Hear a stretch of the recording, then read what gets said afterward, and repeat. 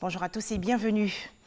Un début aujourd'hui en Côte d'Ivoire du jeûne musulman, quatrième pilier de l'islam. Le Conseil supérieur des imams et le Conseil des imams sunnites a informé hier la communauté nationale que le croissant lunaire marquant le commencement du mois de Ramadan 2019 a été observé à Bondoukou, dans la région du Gontougou. Et tandis que leurs frères musulmans commencent aujourd'hui le jeûne, des fidèles chrétiens ivoiriens, eux, effectuent depuis le 1er mai dernier un pèlerinage en Turquie. Il faut noter que c'est un séjour à la fois religieux et touristique. Un tout autre sujet à présent, un don de plus de 3 milliards de francs CFA à la Côte d'Ivoire pour financer la 6e phase du projet dénommé Planification familiale et prévention du VIH-Sida, enveloppe octroyée par la Banque allemande de développement. Plus de détails dans ce reportage de Mahama Traoré. Grâce à la coopération avec l'Allemagne, 450 000 couples ivoiriens ont bénéficié de produits de contraception modernes. De tels résultats motivent la poursuite du projet Planification familiale et prévention du VIH. Le gouvernement fédéral allemand, à travers la Banque allemande de développement, vient ainsi de débloquer une enveloppe de 3,275 milliards de francs CFA pour la mise en œuvre du 6e volet du projet Planification familiale et prévention du VIH.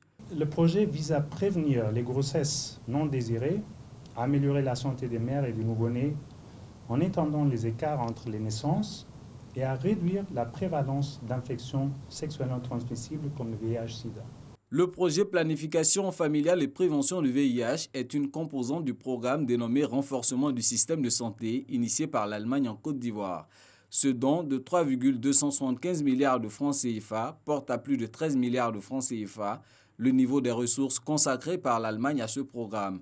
Le pays place ainsi la santé au rang de secteur prioritaire dans sa volonté d'intensifier ses relations avec la Côte d'Ivoire. Cet appui dans le domaine de la santé montre une fois de plus les efforts de la République d'Allemagne d'accompagner la Côte d'Ivoire sur le sentier du développement économique.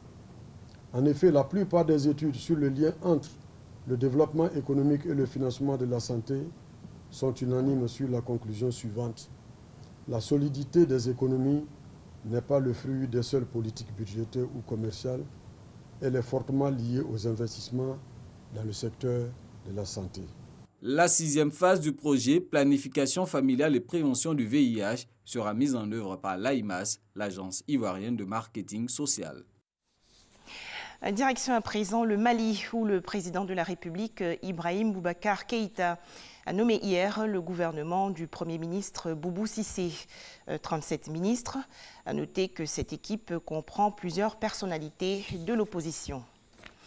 Les 2 touristes français disparus dans le nord du Bénin auraient été enlevés et acheminés vers le Mali. À noter que le corps sans vie de leur guide béninois a été retrouvé et identifié dans le parc national de la Pendjari.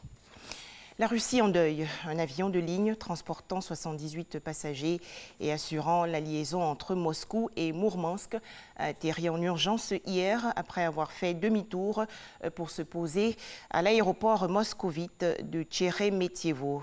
Au moins 41 personnes ont perdu la vie. Enfin, le Sri Lanka a expulsé plus de 600 ressortissants étrangers, dont 200 prêcheurs musulmans, depuis les attentats meurtriers de la Pâques 2019, pour avoir dépassé la durée de leur visa. Il faut noter que ces attentats avaient fait 257 morts. Voilà, 13h, le journal.